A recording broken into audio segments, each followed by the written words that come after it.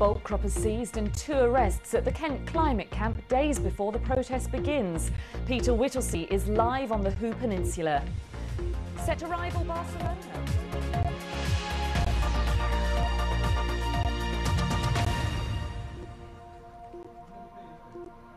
Good afternoon. Bolt croppers, super glue and padded suits, just some of the things seized by police during a raid on the climate camp near Kings North Power Station. The protest hasn't even started yet, but 2 people have been charged with obstruction. Activists say they plan to shut down the station next week as part of a climate change protest. They're objecting to E.ON's plans to build the UK's first coal-fired power station for decades on the Hoo Peninsula. Our reporter Peter Whittlesey is there now. Peter, what have the police planned for the next few days? Well, currently it appears there are more police than protesters, but that's hardly surprising because the campaigners have said they will take direct action. To stop that happening, the police have earmarked a budget of £1 million to police this event, and there will be 1,400 officers on standby. And they've been drafted in from 26 different forces up and down the country. And the man in charge of this operation has confirmed 2 people were charged last night, and also items were seized from the camp.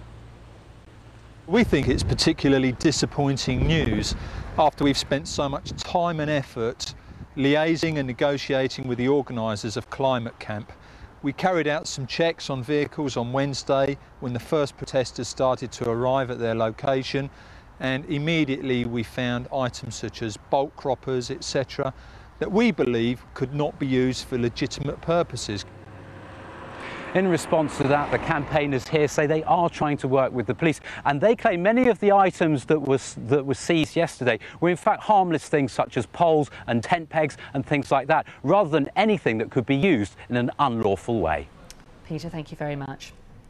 Well, while campaigners at Kings North are objecting to E.ON's plans to build the UK's first new coal-fired power station, British Energy has today rejected a deal that would have seen Dungeness nuclear power station sold to the French firm EDF. That's been seen as a major setback to plans to cut greenhouse gases. Our environment correspondent Mark Norman takes a look at the potential Kent has to lead the world in terms of power generation and the fight against global warming.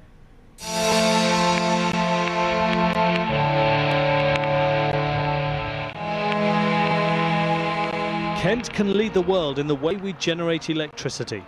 It's a bold statement, but consider the facts. Kings North Power Station.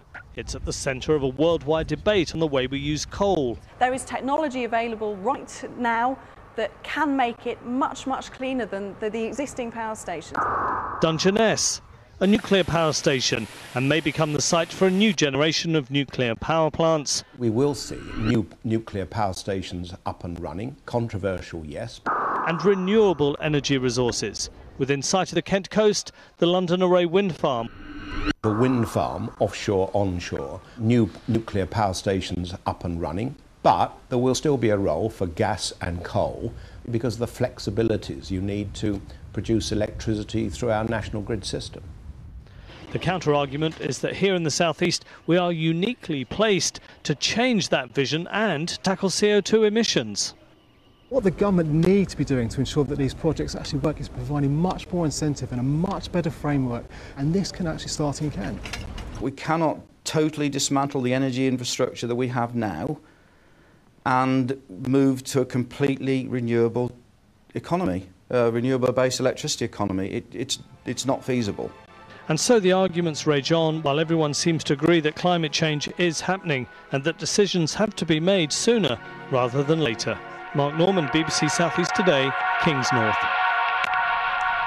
And for more on the energy debate, including interviews with decision makers and campaigners here in the South East, you can log on to our website bbc.co.uk/South East Today.